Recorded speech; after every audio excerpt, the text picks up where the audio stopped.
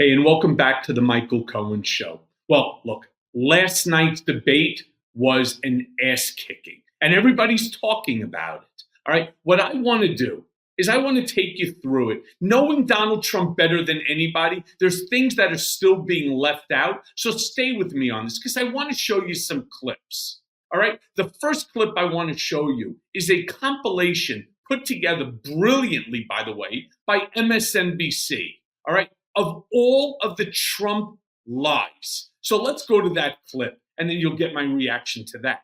Crime in this country is through the roof. President Trump, as you know, the FBI says overall violent crime is actually coming down in this country. Her vice presidential pick says abortion in the 9th month is absolutely fine. He also says execution after birth. It's execution, no longer abortion, because the baby is born, is okay. There is no state in this country where it is legal to kill a baby after it's born. In Springfield, they're eating the dogs, the people that came in. They're eating the cats. They're eating the pets of the people that live there. You bring up Springfield, Ohio, and ABC News did reach out to the city manager there. He told us there have been no credible reports of specific claims of pets being harmed, injured, or abused by individuals within the immigrant community. Okay. So let me be very clear. And I think you're probably thinking the same thing that I was when I was watching it. This guy's really an idiot. I mean, let's just start with the very first. Let's start with the very first lie that he's talking about crime. All right. So good that they finally called him out in terms of the misinformation, the disinformation, and the malinformation. But the real question that one has to ask themselves is, why is he doing this? Why is he projecting this terrible thing? And the answer is in order to stoke fear. That unless, as he'll tell you, he is the only one who would be tough on crime. He is the only one who could ensure your safety. It's fear-mongering, plain and simple. But then the idiot goes ahead, right? We're going to call him the former idiot in chief, starts talking about abortion. Now, we've talked about this on this program many times before, about this misinformation, this malinformation, this blatant lie that Democrats are for post-birth abortions. And you'll remember when I turned around and I said post-birth abortions, as a lawyer, is tantamount to murder. And very good for the hosts to turn around and to say that there is no such thing as post-birth abortion, plain and simple. But Donald Trump can't get off of that. So the question that we all are asking is, why is he saying things like this when he knows it's patently false? And even if this moron, somebody told it to him, which somebody did, he has that in his head and he cannot get out. He cannot get that out of his head. And so he thinks that it is a winning issue to talk about. Why? Because it panders to the group that he knows is with him. And when he's thinking he's going to pander once again to the evangelical Christian community. Well, it's just not true. They called it out, but he still refused to acknowledge that. And he went back to it a second time in the debate. But then, again, another thing we talked about on this program before, Donald Trump's wild allegation that in Springfield, Ohio, migrants that are there, and that's predominantly what he's talking about is the Haitian community, the Haitian migrants that are there, that they're sneaking around people's houses, they're taking your cats, your dogs, your pets, and they're eating them. And very good for David Muir, and to turn around and to say it's a lie. He reached out to the mayor's office there in Springfield. There were no credible. Somewhere along the line, once again, somebody fed him this horseshit.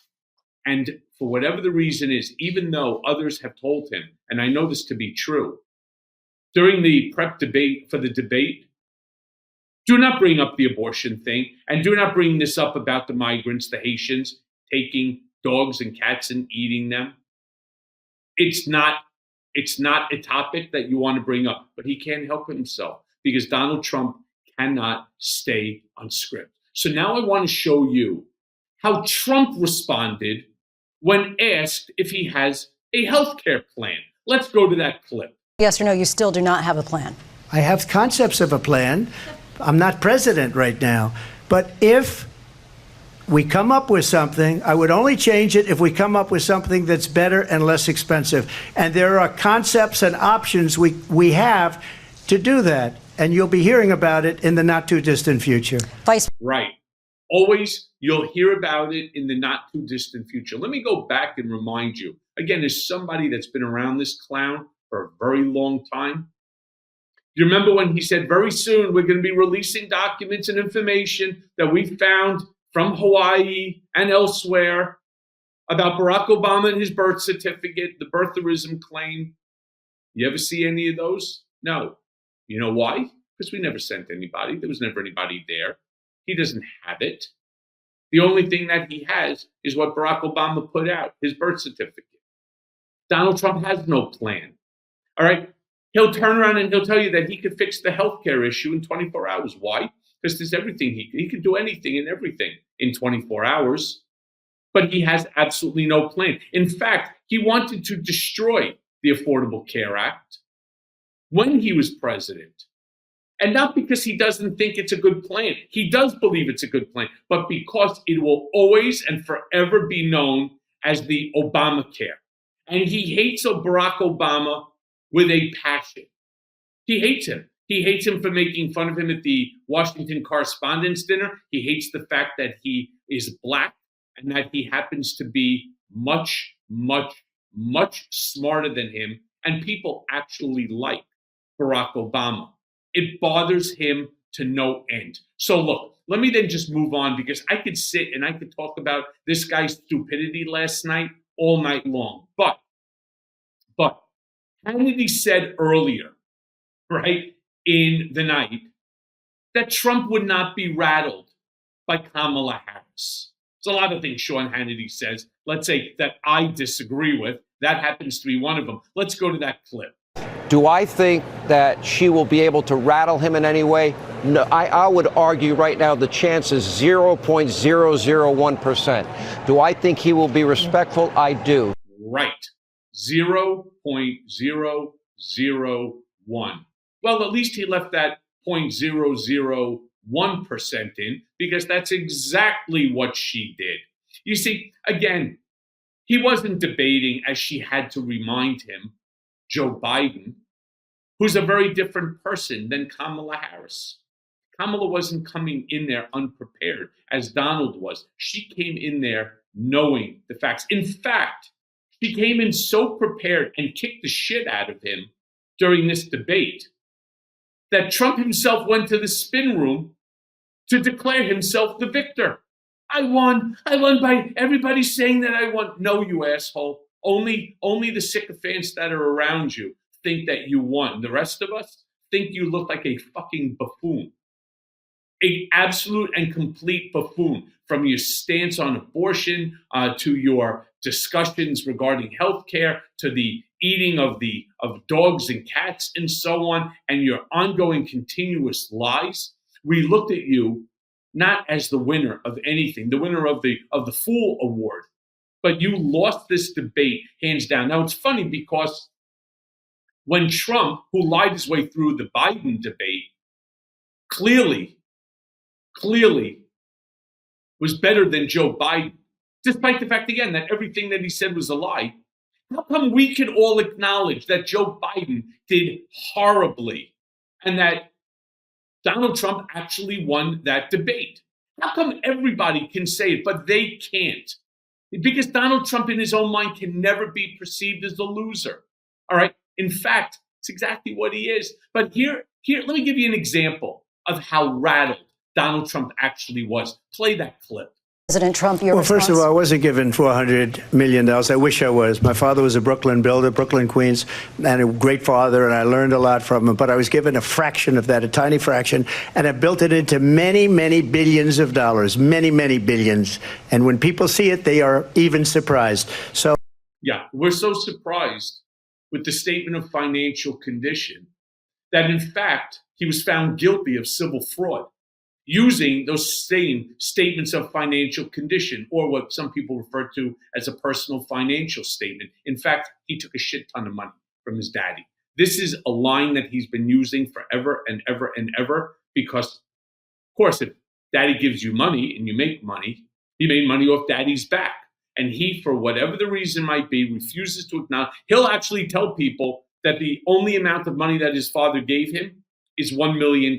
Now go ask Robert, or go ask Mary, or go ask Fred how much money Donald Trump took from them, forgetting about the money that was his as one of 5 kids, what he took from them too. Look, rattled, he doesn't know what to say. Again, lies, lies, and more lies.